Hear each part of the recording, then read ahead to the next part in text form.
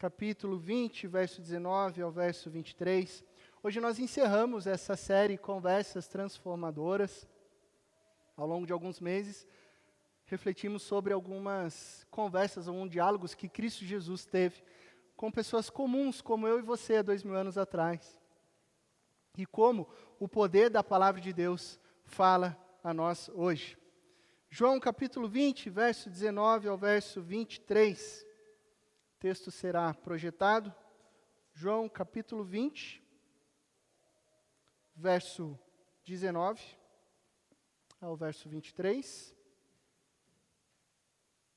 Ao cair da tarde daquele primeiro dia da semana, estando os discípulos reunidos, a portas trancadas, por medo dos judeus, Jesus entrou, pôs-se no meio deles e disse: paz seja com vocês.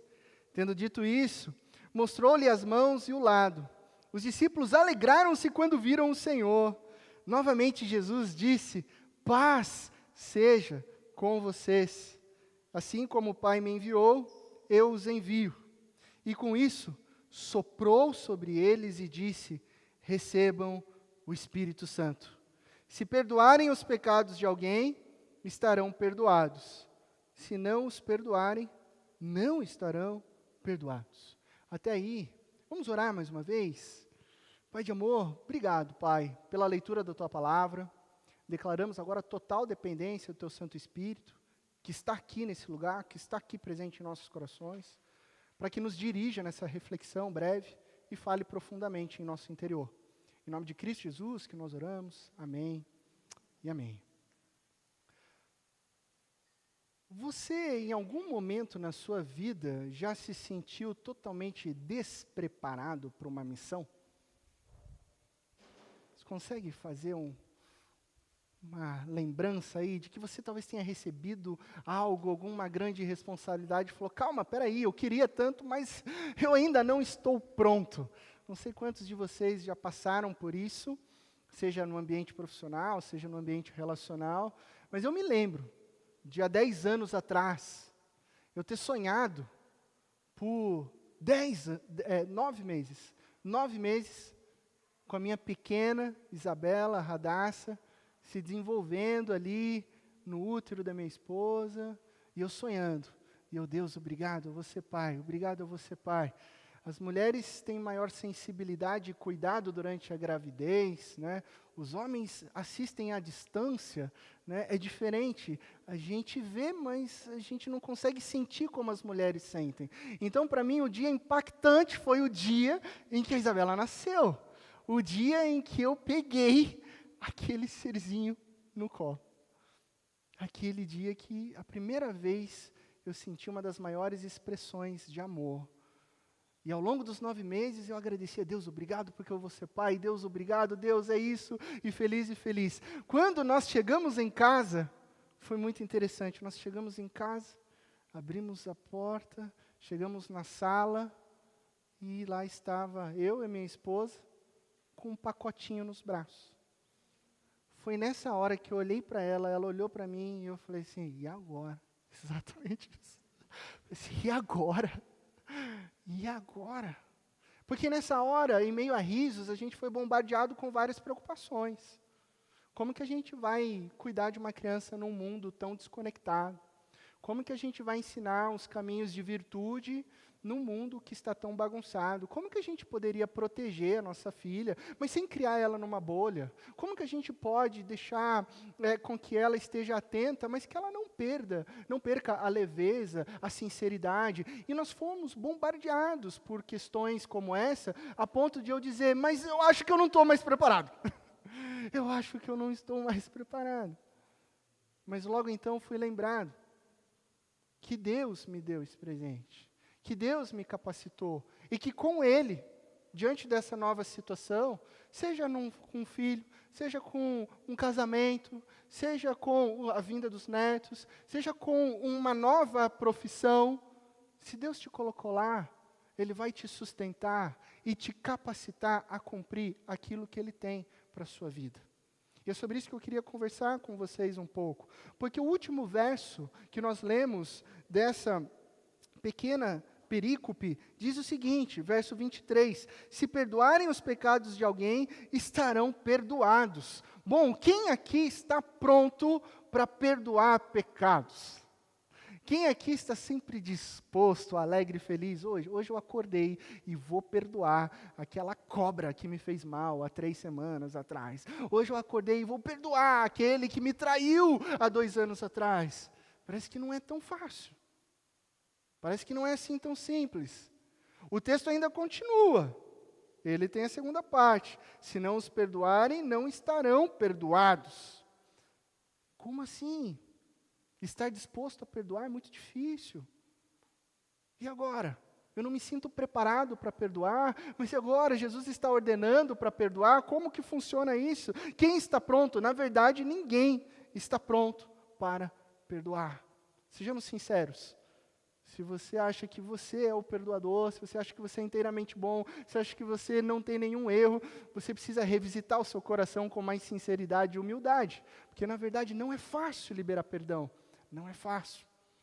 Mas o que está acontecendo aqui nesse texto? No verso 19, nós temos uma situação onde os discípulos, no cair da tarde do primeiro dia da semana, eles estão reunidos a portas trancadas e por medo.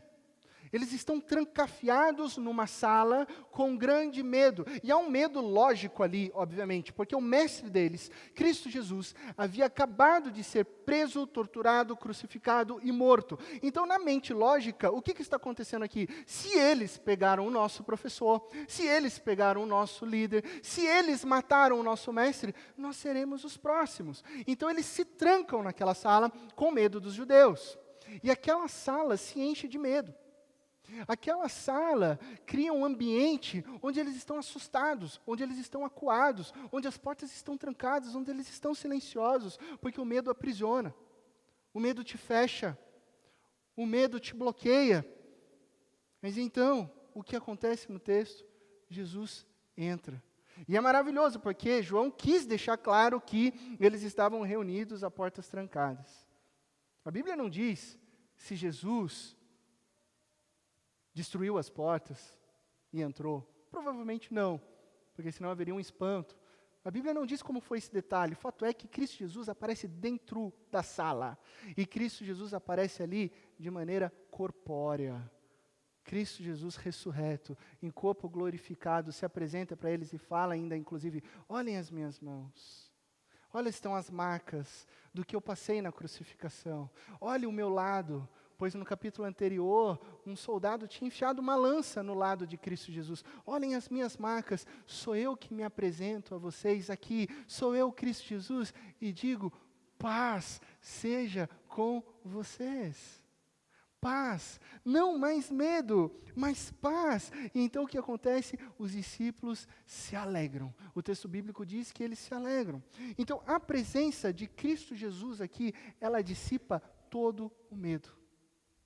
Perceba que há um ambiente de medo, mas quando Jesus entra, tudo é expelido, tudo é dissipado, toda angústia, toda tristeza, todo sofrimento, ele é transformado em grande alegria. E isso é importantíssimo.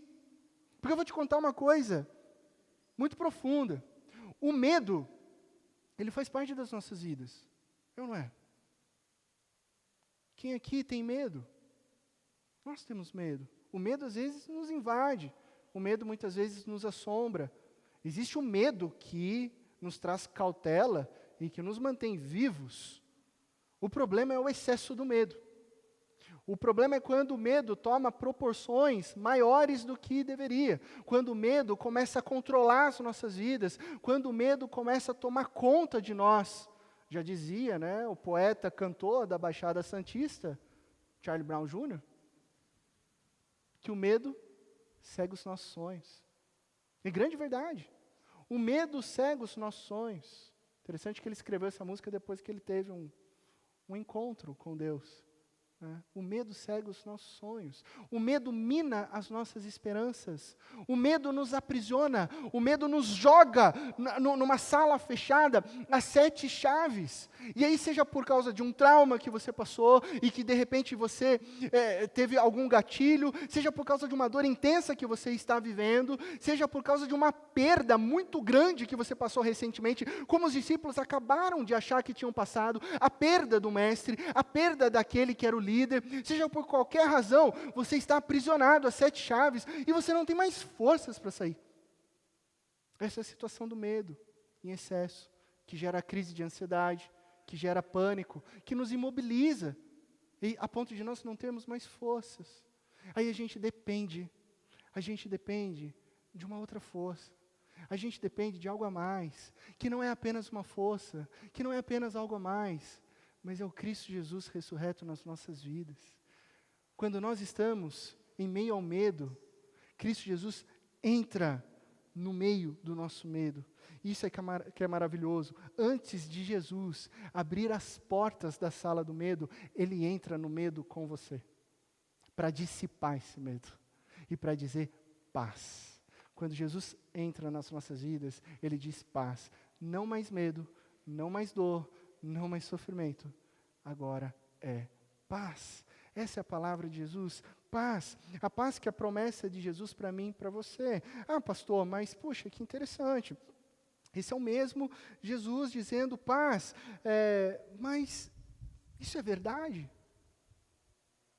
Será que isso é aplicável nas nossas vidas hoje? A paz de Jesus? Certamente que sim, porque Cristo Jesus está aqui cumprindo uma promessa. Isso não é algo que o pastor Laci está dizendo aqui para você, da cabeça dele. Aqui não é algo que eu estou dizendo aqui para você só para florear. Não, essa é uma promessa que Jesus, inclusive, está cumprindo aqui na vida dos discípulos. Lá em João capítulo 14, ele já tinha dito, quando os discípulos estavam tristes, antes de Jesus passar pela cruz, Jesus disse, olha, dentro de pouco tempo, 14, verso 18, vocês me verão. Agora Jesus está diante deles. Em João 14, verso 27, Jesus prometeu deixar a paz dele, não a paz do mundo, mas a paz de Cristo Jesus. Agora o próprio Cristo Jesus está ali dizendo, paz seja com vocês. No capítulo 16, verso 22, agora é hora de tristeza para vocês. Jesus estava falando, mas eu os verei novamente e vocês se alegrarão e ninguém tirará essa alegria de vocês. E agora nesse momento, quando Jesus aparece, os corações deles se enchem de grande alegria. Promessa cumprida. Capítulo 17, verso 18. Assim como meu Pai me enviou ao mundo, eu os envio. Jesus está repetindo as palavras aqui agora. E ainda nesse discurso, capítulo 16, verso 7, Jesus tinha dito que quando Ele fosse, Ele iria derramar e trazer um outro conselheiro, o Espírito Santo. E agora Jesus faz o quê? Ele sopra o Espírito e diz, recebam o Espírito Santo de Deus. Então, em cada momento, em cada fala, Jesus está cumprindo aquilo que Ele prometeu. É o mesmo Jesus.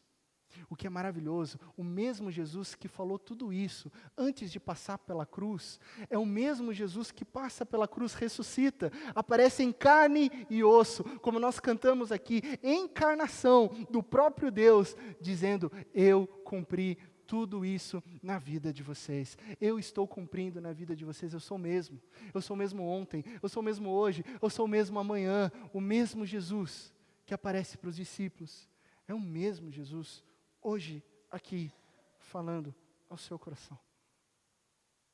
O mesmo Jesus que dissipa o medo dos discípulos há 2000 anos atrás, é o Espírito que te trouxe aqui para ouvir que o mesmo Jesus dissipa os teus medos para derramar sobre a sua vida a paz que excede todo o entendimento.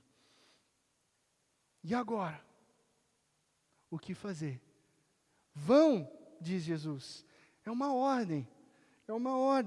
Vão e perdoem os pecados das pessoas. Se vocês não perdoarem, não estarão perdoados. Vão e perdoem. Há aqui uma nova história, um novo jeito de vida. Há uma inauguração aqui. Por isso que João coloca de maneira proposital, no primeiro dia da semana, no entardecer, Cristo Jesus faz nova todas as coisas. É uma nova criação. É uma referência clara ao texto da criação lá de Gênesis. No final, no entardecer, Deus vinha para trazer instruções a Adão e Eva. Deus soprou sobre Adão e Eva o fôlego de vida. E agora, no primeiro dia da semana, o próprio Jesus está soprando sobre os discípulos uma nova história, uma nova vida, uma nova criação fundamentada na nova aliança de Cristo Jesus. Vão e espalhem o amor. Vão e perdoem uns aos outros. Vão e levem graça, levem amor, levem alegria. Um mandamento ele trouxe. Amem uns aos outros. João capítulo 15, verso 12. Como eu os amei. E ele continua. Ninguém tem amor maior do que aquele que dá a vida pelos seus amigos. Jesus disse isso antes de ir para a cruz. E Jesus disse isso sabendo que Ele daria a vida por você. Que Ele daria a vida por mim e por você lá na cruz. É isso que Jesus faz. Ele traz uma nova história, uma nova vida. Ah, mas pastor, não é fácil perdoar. Eu sei. Não é fácil perdoar. Foi assim que nós iniciamos a nossa reflexão. E essa é a nossa má notícia. Bom, preciso te dar uma má notícia aqui. Não é fácil perdoar. Eu preciso te dar uma má notícia. Você não é bom. Eu preciso te dar uma outra má notícia. Eu não sou bom. Talvez eu seja o pior aqui reunido nessa manhã. Nós não somos bons. Nós somos miseráveis homens pecadores. Nós queremos acertar em Cristo Jesus, olhando para a palavra de Deus. Mas nós somos falhos. Nós erramos. Nós cometemos erros. Nós deslizamos. Alguns sem querer, outros querendo. Enfim, nós não somos perfeitos. Essa é a nossa realidade.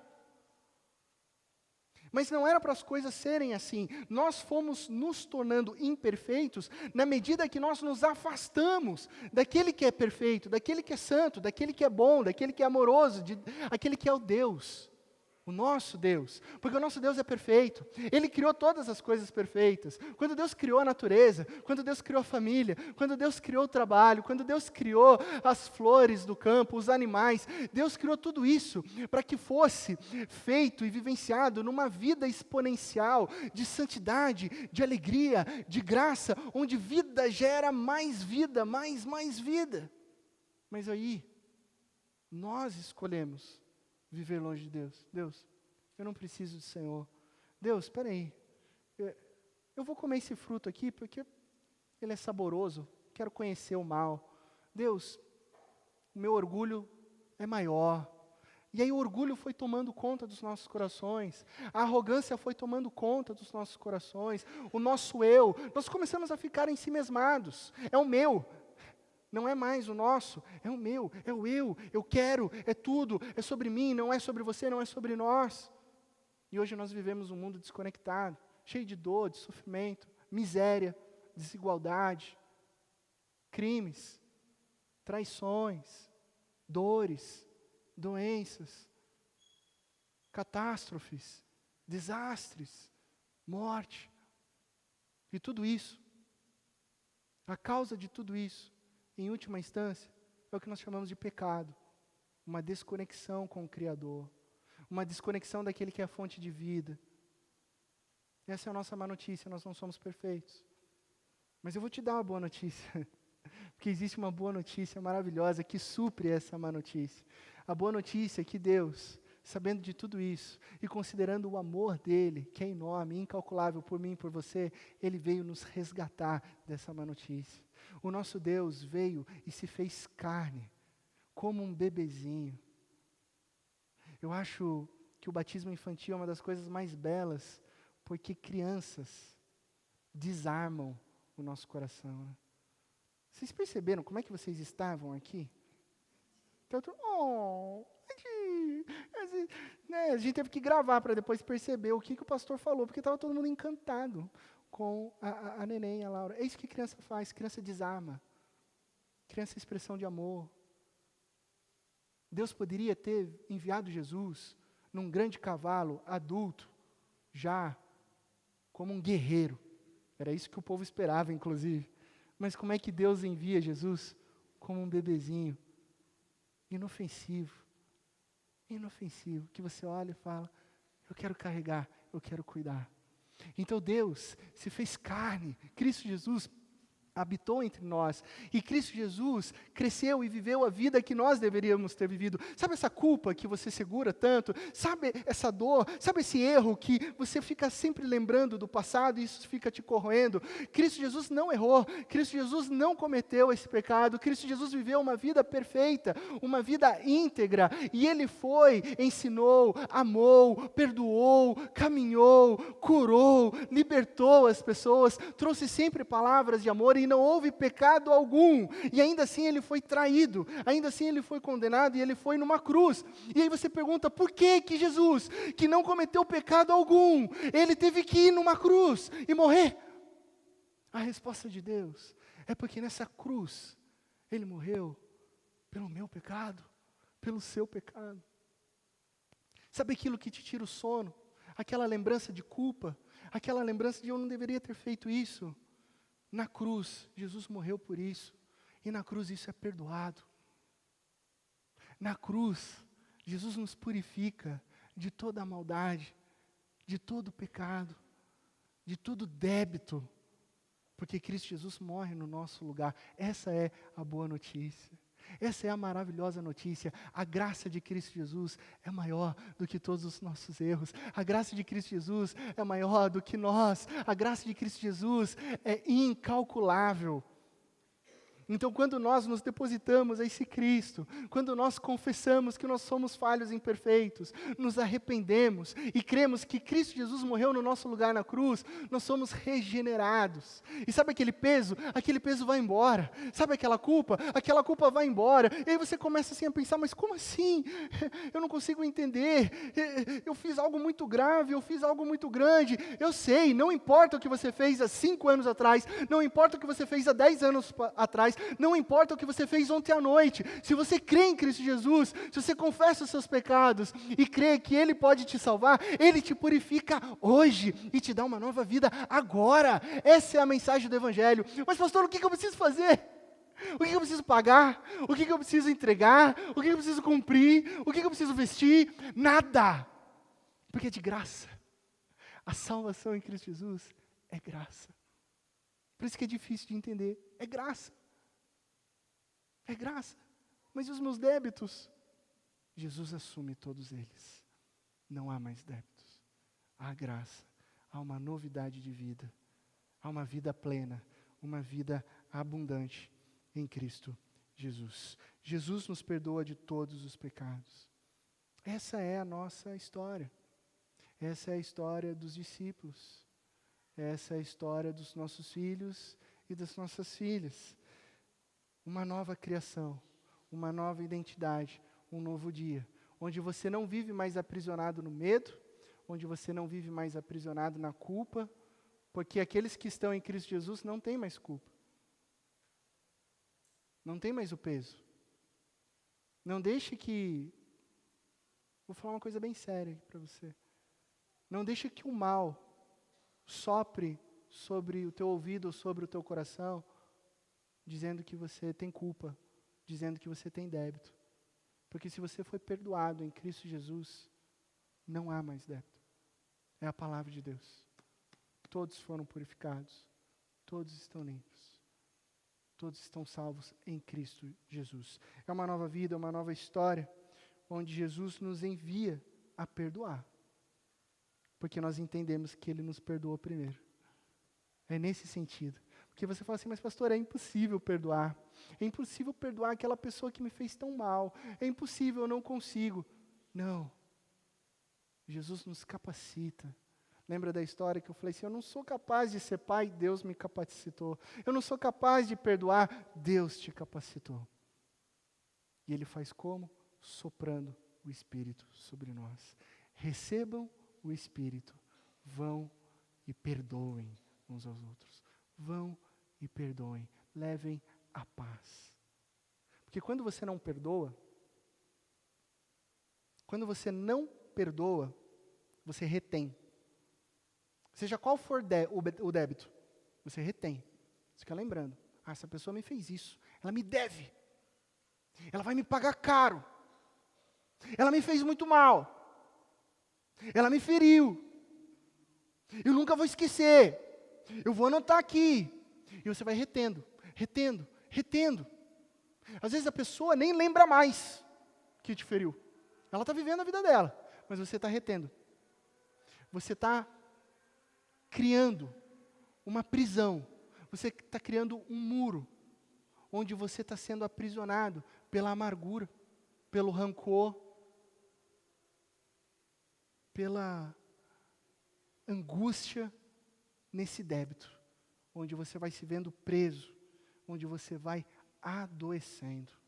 As pessoas adoecem espiritualmente, emocionalmente e fisicamente quando elas não liberam perdão, porque elas vão se enclausurando numa prisão que gera medo, que gera rancor, que gera amargura, onde só aponta o dedo e me deve, e você está imerso nesse grande débito.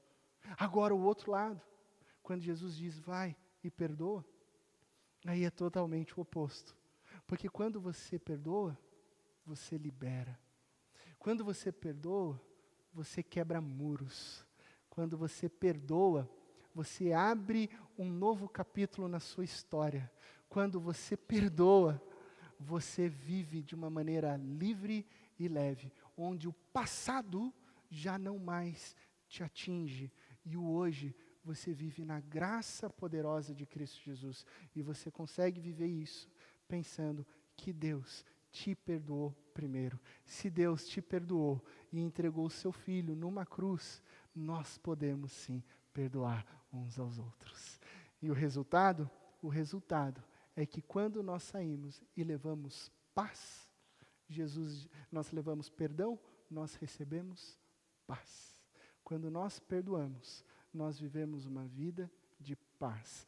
A paz de Jesus não é a paz desse mundo, que é considerada como ausência de guerra, mas é aquela paz em que você pode dormir tranquilo, sabendo que você está leve, sabendo que você está vivendo livremente nos ritmos da graça. Perdoe, e o resultado é paz. Pastor, eu ainda não me sinto preparado para isso. Essa mensagem tem confrontado meu coração. Eu sei que eu tenho que perdoar. O Espírito Santo está até dizendo o nome no seu coração aí. Né? É essa pessoa mesmo. Tá? É essa pessoa. Mas, Pai, eu não consigo. Eu não estou preparado. Eu vou te dizer uma coisa. Ninguém está preparado. Tá? Mas Cristo Jesus, a partir de hoje, nos capacita para essa missão, soprando sobre nós o Espírito Santo de Deus. Amém? Vá, perdoe, vá e ame, vá e viva em paz. Que Deus te abençoe, na mais absoluta certeza de que em Cristo Jesus todas as coisas ficarão bem. Nós vamos